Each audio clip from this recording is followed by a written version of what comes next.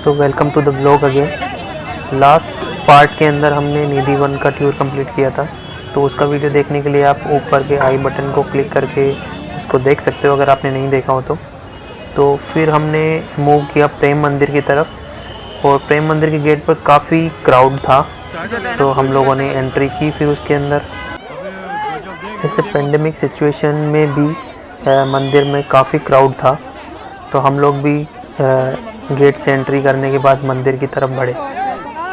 मंदिर का बहुत ही अच्छा नज़ारा था हमारे सामने, और उसकी कंटिन्यूसली लाइट चेंज हो रही थी, जो कि बहुत ही अच्छा लग रहा था। आ जाओ इधर ही हमने तो मस्त बेकार उधर घूम जाते, थोड़ा घूम जाओ उधर।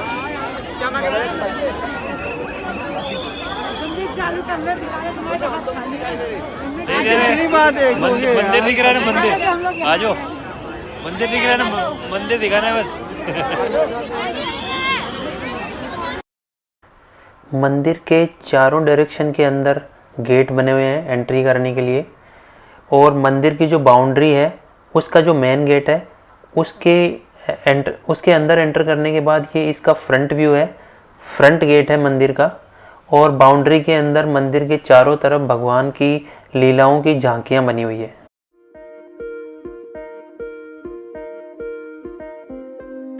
मंदिर की बाउंड्री में एंट्री करते ही लेफ्ट साइड में जो सबसे पहले बनी हुई झांकी है वो है मृदन लीला से रिलेटेड, जिसमें भगवान श्री कृष्ण ने काले नाग को, जो कि यमुना में रहता था, उसको कंट्रोल किया था, उसकी है।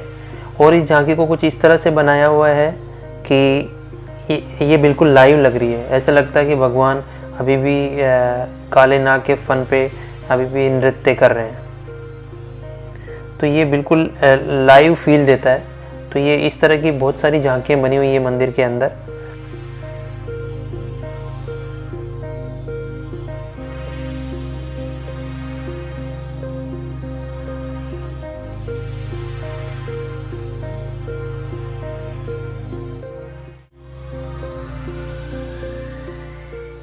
मंदिर के अंदर दूसरी जो सबसे इंटरेस्टिंग चीज़ देखने वाली है वो है म्यूज़िकल फाउंटेन। तो वो है, जैसे फ्रंट गेट से हम एंटर करते हैं तो मंदिर के जस्ट बैक साइड में ये शो होता है, तो इसका एक पर्टिकुलर टाइम होता है, तो हम लोग फिर उस शो को देखने चले। और इसमें क्या होता है कि एक वाटर का फाउंटेन होता है और उसमें वीडियो प्ले हो रहा होता है।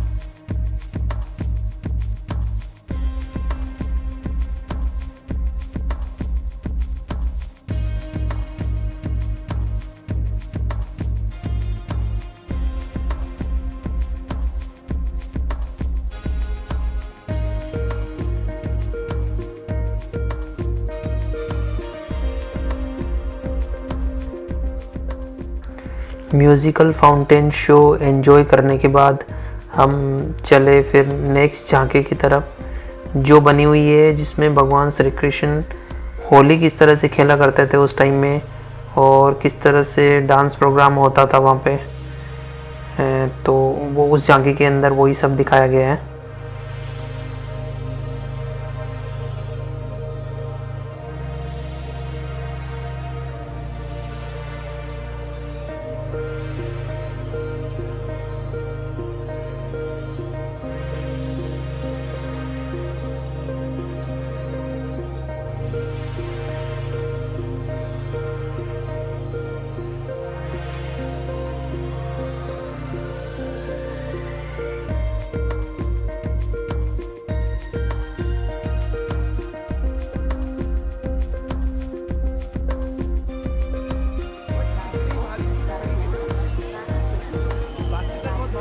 So as per my experience, मुझे जो सबसे अच्छी झांकी लगी थी वो थी ये गोवर्धन पर्वत वाली झांकी, जिसमें भगवान श्री कृष्ण ने जब इंद्रदेव ने काफ़ी बारिश स्टार्ट कर दी थी तो भगवान श्री कृष्ण ने उस गांव के लोगों को बचाने के लिए गोवर्धन पर्वत को अपनी उंगली पे उठा लिया था।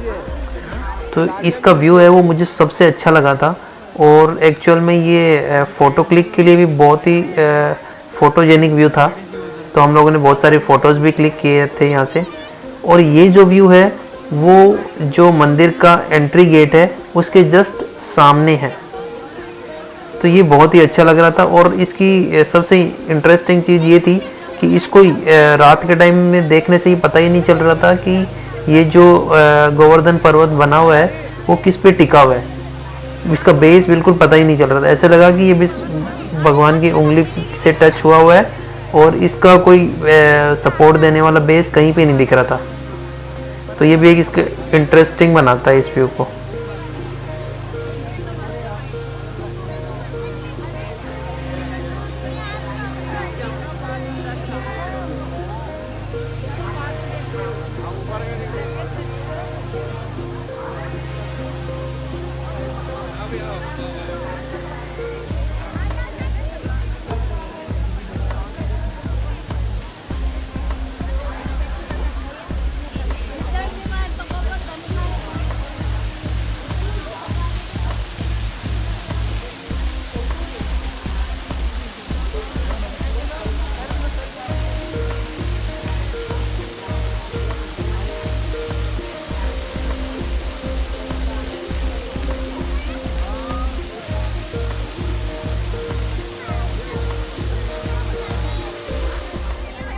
गोवर्धन पर्वत के सामने फिर ये मंदिर का एक्चुअल गेट था जहाँ से एंट्री की जा सकती थी। तो हमने मंदिर में एंट्री की और भगवान के दर्शन किए। और मंदिर के अंदर का व्यू बहुत ही अच्छा था, लेकिन वहाँ पे कैमरा ले जाना अलाउड नहीं था, इसलिए मैं वहाँ की वीडियो कैप्चर नहीं कर पाया।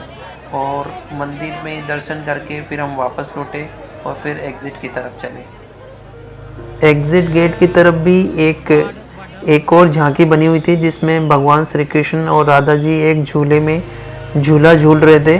तो ये भी झांकी काफ़ी अच्छी बनी हुई थी।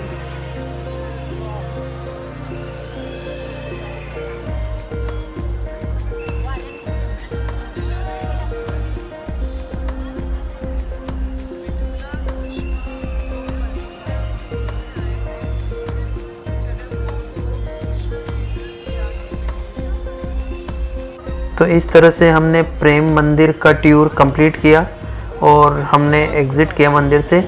उसके बाद रात काफ़ी ज़्यादा हो गई थी, तो हमने जो डिनर का प्लान है वो ऑन द वे ही करने का सोचा।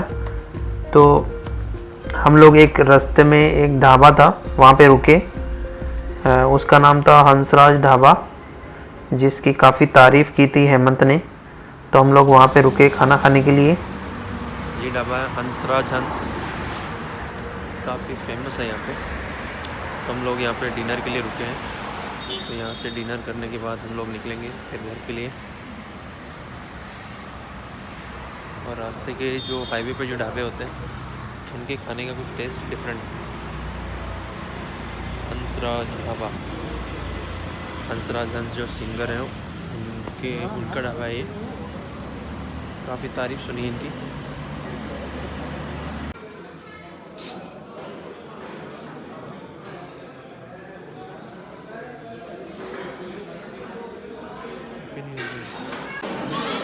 बोले अहमद भाई कहाँ है अपन? हो गया बोलो। कहाँ पे आए हैं अपन? हम ऐसे प्यार वाला नहीं हम आए हैं हंसराज हंस ढाबा, जो कि मैंने बाहर बता ही दिया था ऑलरेडी। हंसराज हंसराज ये तो हंस जो सिंगर है वो उनका नहीं, ये देखो ये बैठे ताऊ जी इनका है। थोड़ा बैक अच्छा, ये कैमरा करो हंसराज हंस है क्या? आप थोड़ा बैक कैमरा मैं बाद में करूँगा। इनसे बात कराएंगे। हंसराज हंस मैंने ना मुंशी पीछे थे। ऐसे बोल दिया कि ये हंसराज हंस जो सिंगर है ना, उनके नाम का ढाबा है, इसलिए ज़्यादा फेमस है। हंसराज खाना भी अच्छा कॉमन मिलता है नहीं यहाँ पे। किसी भले इंसान ने ओपन करवा दिया है हम जैसे लोगों के लिए। बाकी टेस्ट वेस्ट तो अभी पता बताते चलेगा हैं। कैसा है। खाना खा के पता चलेगा। हमने ऑर्डर कर दिया है, हो अच्छा ही हो। अच्छा ही होना चाहिए। सब लोग खाने का वेट कर रहे हैं। अभी तक हमने खाना ऑर्डर तो कर दिया है लेकिन अभी तक आया नहीं है और सबको ज़ोरों से भूख लगी हुई है, तो सब लोग बेसब्री से खाने का इंतज़ार कर रहे हैं।